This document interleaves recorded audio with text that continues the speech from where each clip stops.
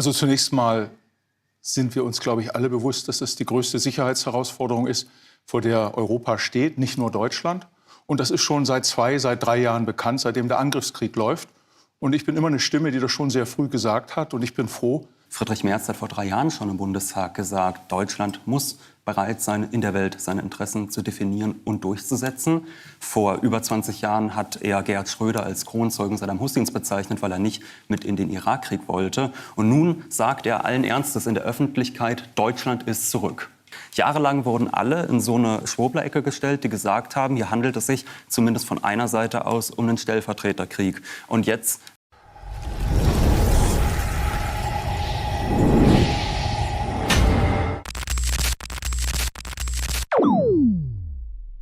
Hey Leute, setzt euch hin, lehnt euch zurück, wir müssen reden. Bei Hart aber fair war wieder Kriegstreiber Kiesewetter am Start, aber diesmal etwas ruhiger. Seine Forderungen bleiben trotzdem absurd. Mehr Waffen, mehr Krieg, mehr Eskalation. Zum Glück gibt's wenigstens einen, der mal Kontra gibt. Der junge Mann nennt das Ganze beim Namen. Stellvertreterkrieg. Ein seltenes Highlight in dieser Runde der Einheitsmeinung. Also schaut rein und sagt mir, was ihr denkt. Das ist eine gute Nachricht für Deutschland, dass sich die CDU da jetzt um 180 Grad dreht? Also zunächst mal sind wir uns, glaube ich, alle bewusst, dass es die größte Sicherheitsherausforderung ist, vor der Europa steht, nicht nur Deutschland. Und das ist schon seit 3 Jahren bekannt, seitdem der Angriffskrieg läuft. Und ich bin immer eine Stimme, die das schon sehr früh gesagt hat. Und ich bin froh, dass das jetzt endlich auch in der Mitte der Gesellschaft und auch im Bundestag angekommen ist. Und morgen geht es nicht nur um die Bundeswehr, sondern es geht auch um Bevölkerungsschutz, um Zivilschutz, um Stärkung unserer zivilen Infrastruktur, um die Stärkung der Nachrichtendienste, um Schaffen eigener Satellitenkapazität. Die Bundeswehr ist nur ein Ausschnitt. Und es ist für unsere ganze Gesellschaft wichtig, dass wir uns stärker um Sicherheit kümmern. Herr Niemann, Sie sind Podcaster und Autor und sehen die Bundeswehr, ich würde mal sagen, eher kritisch. Es gibt bereits ein Sondervermögen für die Bundeswehr. Da sind 100 Milliarden drin. Jetzt wird wahrscheinlich morgen noch mal der Geldhahn richtig aufgedreht, zumindest die Möglichkeit dafür geschaffen. Ist Aufrüsten in dieser Weltlage gerade alternativlos?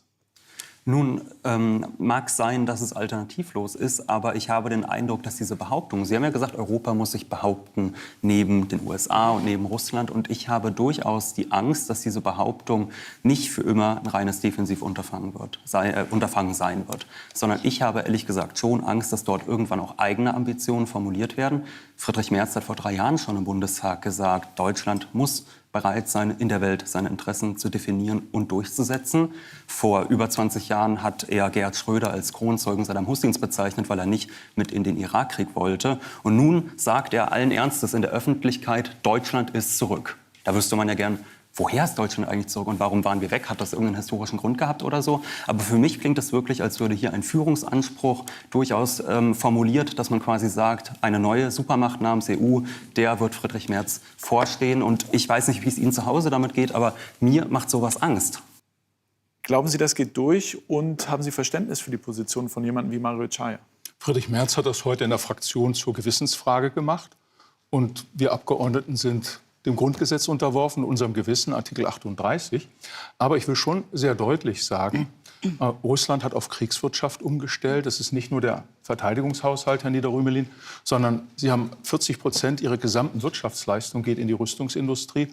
Und das Friedensgebot, Frau Mika, heißt ja nicht Frieden um jeden Preis, sondern heißt Frieden in Freiheit und Selbstbestimmung. Aber es heißt nicht kriegstüchtig. Und dieses Frieden in Freiheit und Selbstbestimmung steht massiv unter Druck und auf dem Spiel. Und wenn wir aus einer Schwäche heraus agieren, dann wird Krieg wahrscheinlicher. Und Russland agiert nur dann, wenn sie Stärke merken. Und das sagt die Außenministerin immer zu Recht, Diplomatie und Stärke. Und dafür ist die NATO da zur Abschreckung, auch für Ostestland. Auch für Ostestland. Und Ergänzung noch. Und deshalb ist es so wichtig, dass morgen die Bundesrepublik Deutschland, und das ist damit auch gemeint, Deutschland ist zurück, nach 3 Jahren extremster Zurückhaltung, wo um Deutschland herum ein Bündnis entstanden ist aus den baltischen Staaten, Polen, Slowakei, Tschechien und auch Großbritannien, die gesagt haben, Deutschland fällt aus. Sie binden sich an die Amerikaner, aber sie sind nicht bereit, europäische Sicherheit zu organisieren. Und das ist zurück. Es ist eine riesen Erwartungshaltung an Deutschland von unseren Nachbarn. Und dem werden wir morgen gerecht. Ich halte das gut, weil es den Friedensbegriff mit Freiheit und Selbstbestimmung verknüpft und auch sagt, dass die Ukraine uns schützt und Teil unserer Sicherheit ist. Ohne Ukraine würde der Krieg sich ausweiten. Unter wehrhafter Demokratie wird sehr viel mehr verstanden als Verteidigungsbereitschaft mit Waffen. Wenn wir überhaupt eine Form von Resilienz entwickeln wollen, dann müssen wir auch eine Resilienz nach innen haben. Das heißt, wir müssen die Demokratie stärken und wir müssen ich nenne es trotzdem Aufrüstung der Bundeswehr, weil das ist es ganz klar, neben der Verteidigungsbereitschaft der Bundeswehr, womit ich ja noch einverstanden bin, müssen wir natürlich massiv investieren in Diplomatie. Ich meine, was haben wir denn aus unserer Geschichte ansonsten gelernt? Kann Europa dann ein Abkommen akzeptieren, bei dem die Ukraine zum Beispiel große Gebiete abtreten muss? Zunächst mal sollten wir gar nicht akzeptieren, dass Europa nicht beteiligt ist. Das findet auf europäischem Boden statt. Und wir haben jetzt 3 Jahre zugeschaut, uns in Teilen zwar organisiert, in Teilen auch unterstützt. Aber der Bundeskanzler hat selbst vor einem Jahr gesagt, wenn die Amerikaner nicht die Mittel liefern, wir Europäer können es nicht. Und das war ein Weckruf an die USA, zu sagen, Moment mal, warum sollen 300 Millionen Amerikaner sich um die Sicherheit einer 500 Milliarden Europäer kümmern, die Krieg auf ihrem eigenen Territorium haben? Das machen wir so nicht. Und dieser Weckruf, der im letzten Jahr nicht gehört wurde, hat quasi die Amerikaner dazu veranlasst, Europa zu zwiebeln. Und auf der Gegenseite haben wir einen Putin, der sieht, in welcher Schwäche wir agieren und der uns jeden Tag mit Drohnen überfliegt, der Sabotageakte macht, der Satelliten verzögert bei uns, der auch Eisenbahninfrastruktur zerstört. Wir haben erst heute wieder rausgefunden, war auch in den Medien, dass in Warschau und in Vilnius Malls vom russischen Geheimdienst angezündet wurden. Also er testet uns aus. Deswegen sollten wir Europäer begreifen, dass auf Trump nicht mehr Verlass ist, dass also die NATO, wie wir sie kennen, das klang ja vorhin durch, ein Epochenwechsel ist. Und dieser Epochenwechsel bedeutet für uns, dass wir unsere Sicherheit selbst organisieren müssen. Und da bin ich auch schon wieder bei morgen. Aber ich will noch mal...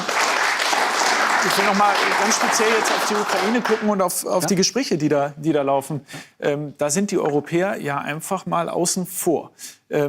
Das heißt, wird Europa das einfach so hinnehmen, dass da ein Deal gemacht wird? Das ist die Schlüsselfrage, insbesondere für die junge Generation, weil jetzt für die junge Generation die Weichen gestellt wird, in welchem Europa wir leben wollen, in 10, in 20 Jahren. Und das können wir nicht akzeptieren. Und deswegen findet ja auch diese Woche wieder das Treffen in Großbritannien statt. Es finden Treffen in Frankreich statt. Auch, und das ist der Punkt, Deutschland zurück, also Teil der Partnerschaft und nicht alleine. Da bin ich ganz bei Ihnen, Frau Mika. Ja. Dass wir als Europäer unsere Sicherheit organisieren und begreifen, dass die Ukraine uns schützt und Zeit gewinnt. Und wenn wir über die Ukraine entscheiden lassen, dann müssen wir von Putin verlangen, dass er seine Kriegsziele zurücknimmt. Und die waren Abzug der Amerikaner aus Europa, Abzug der Nuklearwaffen aus Europa und Austritt aller früheren Warschauer Paktstaaten aus der NATO. Und das Schlimmste, Austritt der baltischen Staaten als ehemalige Sowjetrepubliken aus NATO und EU. Das ist bisher nicht zurückgenommen. Und Trump gesteht zu, dass die Ukraine Gebiete abtreten muss, nicht akzeptabel. Dass die Ukraine nicht in die NATO darf und dass europäische NATO-Truppen nicht einen Friedensschluss in irgendeiner Weise absichern dürfen. Und all diese Vorbedingungen hat Trump dem Putin schon eingeräumt. Das ist für uns nicht akzeptabel. Und deswegen müssen wir dem auch deutlich widersprechen. Ja. Deutsche Truppen eventuell in der Ukraine, um dort den Frieden zu sichern. Ist das was Sie sich vorstellen können, was Deutschland machen sollte? Also ich bin kein Diplomat und ich bin ja auch kein Sicherheitspolitiker und kein Politikwissenschaftler. Von daher muss ich ganz ehrlich sagen, dass diese Kompetenz dass diese Frage meine Kompetenz überschreitet. So herum. Ich kann jedenfalls sagen, ich bin froh, wenn es jetzt tatsächlich irgendwann mal zu Verhandlungen kommt. Und ich fand das sehr bemerkenswert. Es gab neulich einen Artikel von Wolfgang Müncher, von einem, der quasi die Weltlage beobachtet. Und der sagte, die Europäer haben nie geguckt, was könnte die zweitbeste Alternative sein nach dem Sieg der Ukraine. Und jetzt bleiben sie dann natürlich außen vor, schreibt er dort. Und deshalb halte ich das auch für relativ schlüssig, dass man dann dort an dieser Stelle überhaupt nichts mitzureden hat. Und ich finde auch die Art und Weise, wie dann gesagt wird, wir Europäer müssen was mitzureden haben, sehr bemerkenswert.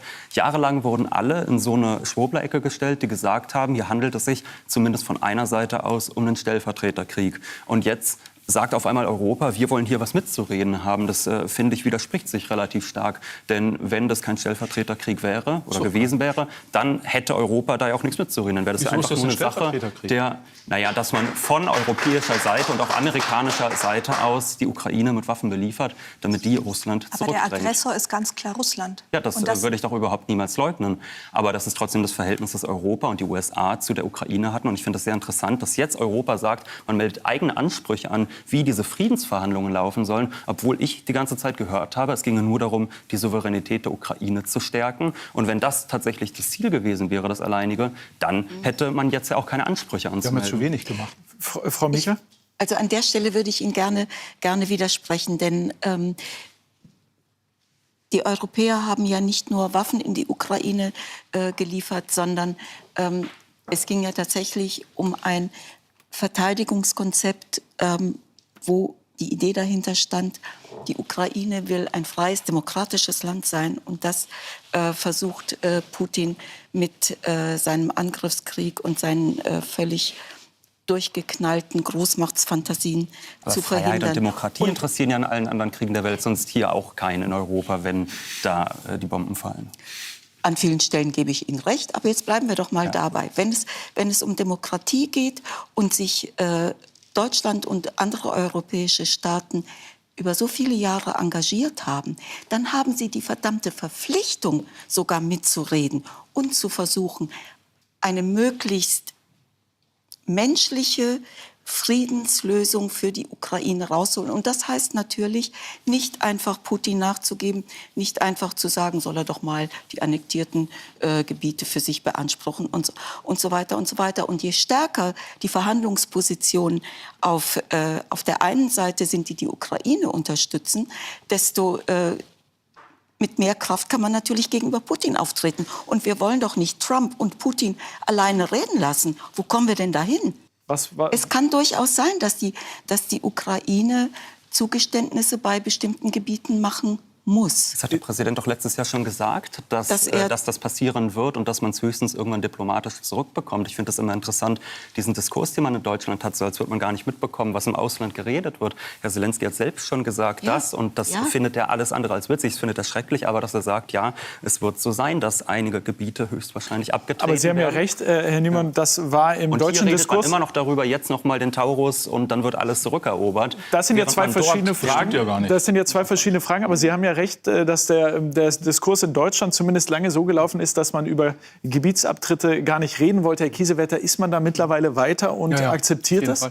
Nein, ich will mal sehr deutlich machen, die meisten Kriege werden nicht am Verhandlungstisch geführt. Empirisch sind es etwa 40% der Kriege, die am Verhandlungstisch beendet werden. Der Zweite Weltkrieg ist nicht am Verhandlungstisch beendet worden, sondern ich sage ja, solange es sozusagen nicht eine militärische Übermacht von einer Seite gibt. Der Zweite Golfkrieg endete auch nicht am Verhandlungstisch. Und deswegen müssen wir uns schon im Klaren sein, über was soll man denn verhandeln? Putin sagt jetzt, wo euch die Munition ausgeht, da wollt ihr verhandeln. Über was soll verhandelt werden? Dass die Kinder zurückgegeben werden, dass die Kriegsverbrechen gesühnt werden, dass ein internationales Gericht es klärt, dass die Ukraine Anspruch auf ihr gesamtes Gebiet hat, dass die Krim der Ukraine oder international gehört, aber nicht Russland. Also die Frage ist ja, über was soll verhandelt werden? Entscheidend ist, dass am Ende sich dieser Angriff für Putin nicht lohnt. Mit Blick auf China und Taiwan, Iran, Irak oder Syrien, ganz schlimm mit Blick auf Kosovo. Da braut sich auch was zusammen. Und wenn die sehen, da wird eingeknickt, dann siegt das Recht des Stärkeren. Und es ist ganz entscheidend, Herr Rümelin hat das vorhin angesprochen, das ist auch die Frage des Rechts. Nicht nur die Multipolarität, sondern dass die Stärke des Rechts noch eine Chance hat. Und das ist wieder das Pfund der Europäer. Westfälischer Friede, Charta von Paris, um den Riesenbogen zu spannen. Also Selbstbestimmungsrecht der Völker. Und wenn wir da uns nicht stark machen, dann frisst sich dieses Kriegsgeschwür weiter, weil Russland ein imperiales Land ist und Putin sich nur an der Macht halten kann, weil er diesen Krieg nach außen trägt, statt innen für Frieden zu sorgen. Aber dann für Selbstbestimmung. Herr Kiesewetter, vielleicht auch deshalb hat Friedrich Merz letzte Woche im Bundestag gesagt, das Wort Abschreckung muss jetzt schnell und glaubwürdig militärisch unterlegt werden. Was heißt das im Jahre 2025? Heißt das auch nukleare Abschreckung? Das ist eine Frage, die wir wirklich gesellschaftlich diskutieren, aber politisch lösen müssen. Und es bringt nichts, dieses Thema aus der gesellschaftlichen Debatte rauszuhalten. Genau, deswegen diskutieren wir es auch hier. Ich bin selbst ja ein Jahrgang, der damals die NATO-Nachrüstung mitbekommen hat. Allerdings habe ich für die Nachrüstung demonstriert damals, 1980, 82. Und das war damals aber eine Politisierung unserer Gesellschaft, wo wir über Sicherheit diskutiert haben. Und das bedeutet heute, wenn die Amerikaner als Sicherheitspartner ausfallen, allein schon, weil man nicht weiß, Frau Mika hat es angesprochen, heute so, morgen so, was zählt denn nun? Dann können wir uns nicht darauf verlassen, vor allen Dingen Estland kann sich nicht darauf verlassen, da bin ich bei Abschreckung. Wenn die 3 baltischen Staaten, so wie Jeff Redke es eben angedeutet hat, als schlechte Nachbarschaft gelten, ja, das sind nur 60 Kilometer, dann sind die abgetrennt von Polen und dann hat Russland das in einer Nacht besetzt und wenn die NATO nicht bereit ist, dort zu stehen. Wir haben ja eine Brigade dort, die im Aufbau ist, Deutschland. Die Amerikaner haben noch Soldaten da, die Briten auch, die Niederländer. Wenn wir sehen, wir ziehen die ab, dann ist das für Russland ein Zeichen, sie können die nehmen. Also Abschreckung heißt konventionell und bedeutet auch, wenn die Amerikaner den Nuklearschirm abziehen, dass wir fragen, geben wir uns in die Hände eines Frankreichs, das womöglich 2027 von Frau Le Pen regiert wird? Oder müssen wir in Sorge sein, wenn Polen und die skandinavischen Staaten sagen, das ist uns zu unzuverlässig. Wir gehen selber nuklear. Wir Deutschen haben darauf verzichtet im Nichtverbreitungsvertrag 1970 und bei der Wiedervereinigung im 2+4-Vertrag. Wir dürfen gar nicht. Ja, wir dürfen schon, wenn wir die Verträge brechen. Ja. Aber was wir dürfen, Frau Mika, ist, ja, das wollen wir ja nicht, das ist doch klar. Gell? Aber was wir dürfen ist, sie finanzieren. Als 2018 schon mal das Thema war, dass Trump sagte, NATO ist obsolet, hatte ich eine Anfrage an den wissenschaftlichen Dienst vom Bundestag gestellt. Und da ist eben, wir dürfen all das machen, was uns die Amerikaner einräumen, mit europäischen Nuklearwaffen. Die Frage ist, wer besitzt europäische Nuklearwaffen? Das ist, glaube ich, leichter zu lösen als die Frage, was wir machen, wenn der amerikanische Schutzschirm wegfällt, den wir nicht ohne Not aufkündigen sollten, aber nachdenken, wie wir uns sichern, das muss erlaubt sein vor und hinter verschlossenen Türen. Ja. Sie reden darüber, als wäre nukleare Abschreckung so etwas wie eine realpolitische Option. Das ist was ganz Schlimmes, aber nötig, es ist notwendig. Es schafft Frieden. Es schafft uns seit 70 Jahren Frieden in Europa. Ja, das ist die eine Behauptung. Es gibt auch noch andere Behauptungen. Also wir haben darüber, wir waren auf gegensätzlichen Seiten, sind wir jetzt heute wieder, was the das proof is the reality. Ganz genau. Man kann auch sagen, das Sowjetimperium ist an inneren Widersprüchen und der ganze Ostblock an inneren Widersprüchen kaputt gegangen und nicht unbedingt nur wegen der Abschreckung. Und nuklear abzuschrecken, das ist doch, ich meine, wollen wir die ganze Welt implodieren lassen? Wir wissen doch genau, dass es gibt nicht so etwas wie einen gezielten Schlag gegen ein kleines Territorium und danach ist alles gut, sondern dann gibt es Gegenschläge und so weiter und so weiter. Wollen wir das? Nein. Aber es geht um Abschreckung, das heißt, dass es nicht passiert. Nein, es geht um etwas anderes, Herr Kiesewetter. Es geht eigentlich darum, dass wir nukleare Abschreckung, dass wir Atomwaffen ächten, dass sie aus der Welt verschwinden, dass sie überhaupt nicht mehr, wenn es schon Waffen... China und Russland dazu, dass sie verschwinden. Ja, aber Sie wissen auch, wir waren über viele Jahre auf dem richtigen Weg, was die Ächtung von Atomwaffen angeht und auch was das Abschaffen von Atomwaffen angeht. Und jetzt reden wir wieder, als wäre es ganz selbstverständlich. In Kaliningrad sind wir jetzt 2 Minuten von Berlin weg. Dann sollen doch die Russen abziehen aus Atomarer Schutzschild, das ist doch ein absolut euphemistischer Begriff. Wenn es darum geht, dass wir unter einen Schutzschirm müssen, sind wir längst alle tot. Dann helfen Sie mit, die Nuklearwaffen aus Kaliningrad und vom Ural zu vertreiben. Dann können auch wir abrüsten. Sie wissen ganz genau, es geht immer darum, so wie es bisher auch bei Abrüstungsverhandlungen war, es geht immer darum, dass die eine und die andere Seite etwas tut und etwas gibt und auf etwas verzichtet. Beidseitig. Wenn euch dieses Video gefallen hat, lasst ein Like da, abonniert den Kanal und schreibt unbedingt eure Meinung in die Kommentare für den Algorithmus. Ist Kiesewetter wirklich geläutert oder spielt er nur den Friedensengel, weil's politisch besser passt? Ich bin gespannt auf eure Meinung und bis zum nächsten Mal.